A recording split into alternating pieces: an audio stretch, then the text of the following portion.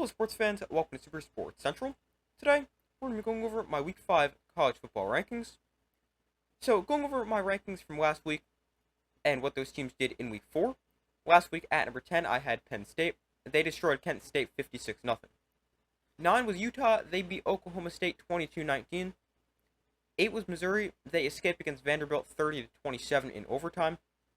7 was Oregon. They were on a bye. 6 was Tennessee. They beat Oklahoma 25-15. 5 was Alabama. They were on a bye. 4 was Ole Miss. They destroyed Georgia Southern 52-13. 3 was Ohio State. They dominated against Marshall 49-14. 2 was Texas. They easily beat UL Monroe 51-3. And 1 was Georgia, who was on a bye. But getting into this week's rankings, coming in at number 10, I've got Penn State. So Penn State destroyed Kent State 56-0, and they dominated this game like expected. The offense was great with 56 points, and they had 718 total yards of offense. Quarterback Drew Auer was great with 309 passing yards and 3 touchdowns, and the run game also had 309 yards. And then defensively, they pitched a shutout and allowed just 72 total yards, and that means Penn State outgained Kent State by 646 yards, which is just insane. But Penn State, they did what was expected against a very bad Kent State team, and Penn State comes in at number 10. 9, I've got Missouri. So Missouri comes in at number 9. They dropped from 8-9 after they barely beat Vanderbilt in overtime, 30-27. And they really only won because Vanderbilt missed a field goal, which would have tied the game. Otherwise, they would have gone to a third overtime, and who knows what happens once it turns into 2-point conversions.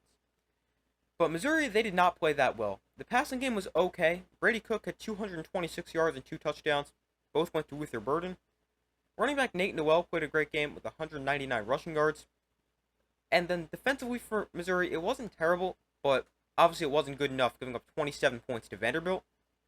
But I do have Missouri dropping one spot from number 8 to number 9, following the close win. 8, I've got Oregon. So Oregon enters at number 8. They do fall one spot from last week, but I'll explain that in a second. But Oregon, they didn't play. Next week, they face UCLA. 7, I've got Utah. So Utah jumps up to number 7 in my rankings after their 22-19 win over Oklahoma State. And this was a great win for Utah. Not only was it their first Big 12 win, they were on the road against a good Oklahoma State team, and they were playing with their backup quarterback. Now, backup quarterback Isaac Wilson didn't play the greatest game. He threw for 207 yards and a touchdown, also had 2 interceptions. But it was the run game that led the way offensively for Utah, as running back Micah Bernard had a great game with 182 rushing yards, and Utah as a team ran for 249 yards and a score. And then the Utah defense was also a major factor in them winning this game, as they held Oklahoma State to just 19 points and 285 total yards. Oklahoma State could not run the football, their passing game was okay, and the Utah defense did a good job of getting 2 interceptions. But I've got Utah up 2 spots to number 7, and now between Utah and Oregon it is close, but I decided to give Utah number 7 over Oregon because Oregon, they haven't really been too impressive. This is a good win for Utah over a good Oklahoma State team on the road with their backup quarterback. And I've got Utah just barely ahead of Oregon. But after this win for Utah, I think it's time we start taking them seriously, although they do have a tough matchup next week against Arizona. Number 6, I've got Tennessee. So Tennessee remains at number 6 following their 25-15 win over Oklahoma. But this was a good win for Tennessee.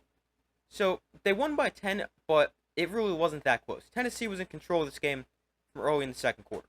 And then an Oklahoma garbage time touchdown made this game look closer than it was. The Tennessee offense was pretty good. Nico Iamaleava threw for 194 yards and a touchdown. And then running back Dylan Sampson was good with 92 rushing yards and a touchdown. And then the Tennessee defense was great again, and this is a really good defense. They held Oklahoma to just 15 points and allowed just 222 total yards, which is 3.3 yards per play, and they also forced 3 turnovers. But Tennessee, after a good win at Oklahoma, they remain at number 6. 5th, I've got Alabama. They remain at number 5. They had a bye this week. Next week, they have a huge matchup against Georgia. Coming in at number 4, I've got Ole Miss. So Ole Miss dominated Georgia Southern, winning 52-13. The offense was insane once again, with 52 points and over 600 yards of offense. Quarterback Jackson Dart was great with 382 yards and 4 touchdowns, plus receiver Trey Harris went off as he had 11 catches for 225 yards and 2 touchdowns. And then the Ole Miss defense was good as well, allowing under 200 yards and forcing a couple of turnovers. But after an easy win over Georgia Southern, Ole Miss remains at number 4. Third, I've got Ohio State. They've remained at number 3 following their 49-14 win over Marshall. They got off to a slow start, but then they dominated. Their run game was elite. Quinshon Judkins had 173 yards and 2 touchdowns, and Travion Henderson also had 2 rushing touchdowns. And Ohio State as a team ran for 280 yards and 5 scores. Wide receiver Emeka Egbuka was also great with 5 catches for 117 yards and a touchdown. And then the Ohio State defense was pretty good as well. But Ohio State, after a dominant victory over Marshall, they enter at number 3. Number 2, I've got Texas. So Texas remains at number 2 after they destroyed UL Monroe 51-7. The big story for Texas in this game was the first start for Arch Manning, as he started in place of the injured Quinn Ewers. And Arch Manning, he was okay in his first start. His first drive ended in an interception, but overall he finished with a pretty solid game.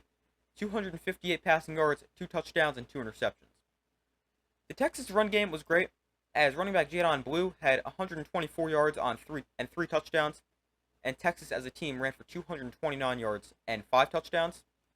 And then the Texas defense was also dominant, holding Louisiana Monroe to just 3 points and 111 total yards. But Texas, after another dominant win, they're at number 2.